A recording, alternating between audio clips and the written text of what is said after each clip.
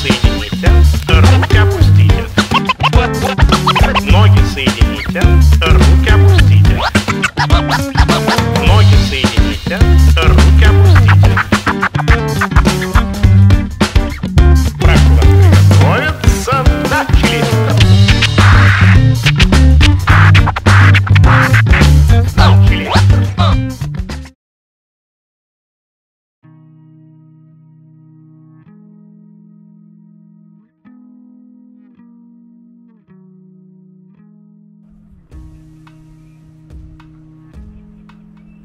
Bon bah voilà, après 4 heures de route, on change radicalement de décor. On passe du bord de mer, on est à l'intérieur des terres.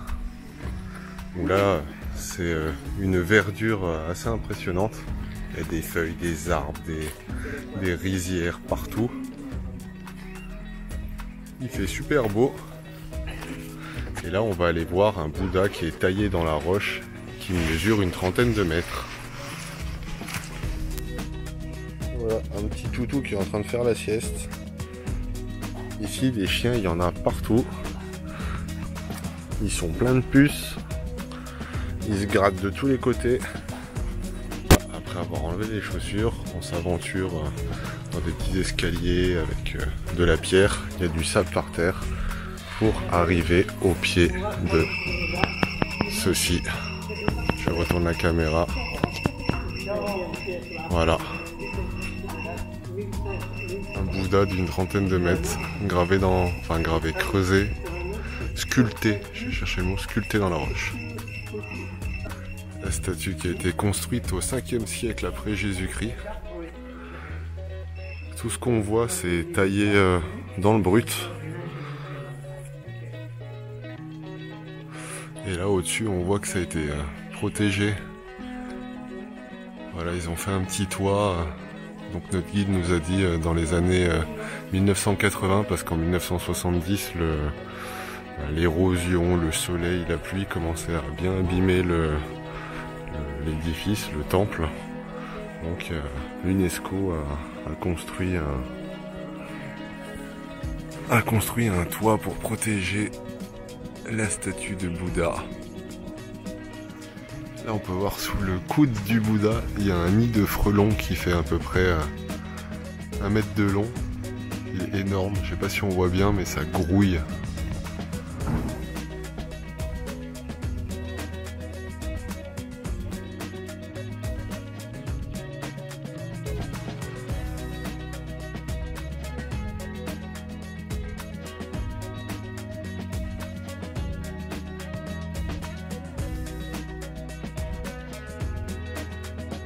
On se retrouve maintenant sur le site du patrimoine de l'UNESCO de Annapurna.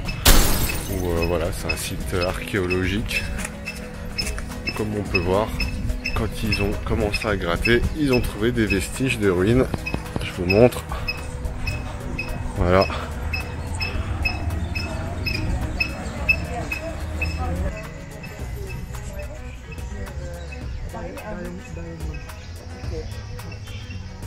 Là, les vestiges d'un ancien monastère où les moines bouddhistes habitaient. Il y a 1600 colonnes. Et en fait, avant, sur les colonnes, il y avait 1 étage et 2 étages. Donc là, il ne reste plus que les piliers du monastère. Là derrière, ils ont reconstruit pour montrer un peu ce que ça donnait.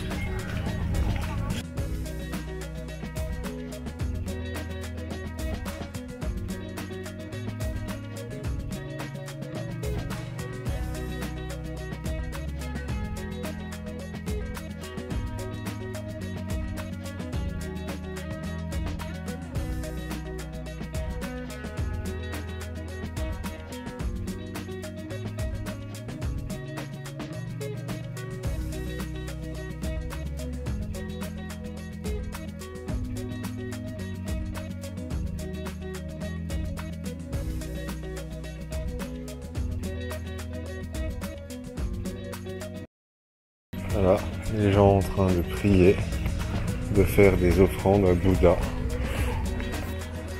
Donc là, juste pour information, il fait 32 degrés à l'ombre. On est obligé de marcher pieds nus. Ah oui, donc pieds nus sur autour du temple où c'est que de la pierre par terre. Donc autant vous dire que là j'ai les pieds qui sont cramés en dessous. Je me suis un petit peu brûlé tout à l'heure, mais bon, logiquement on peut garder les chaussettes. J'aurais dû les garder parce que franchement ça brûle les pieds. C'est au détour d'un temple que nous découvrons une famille peu ordinaire. Ça se gratte le cul, les couilles accessoirement, ça cherche des poux.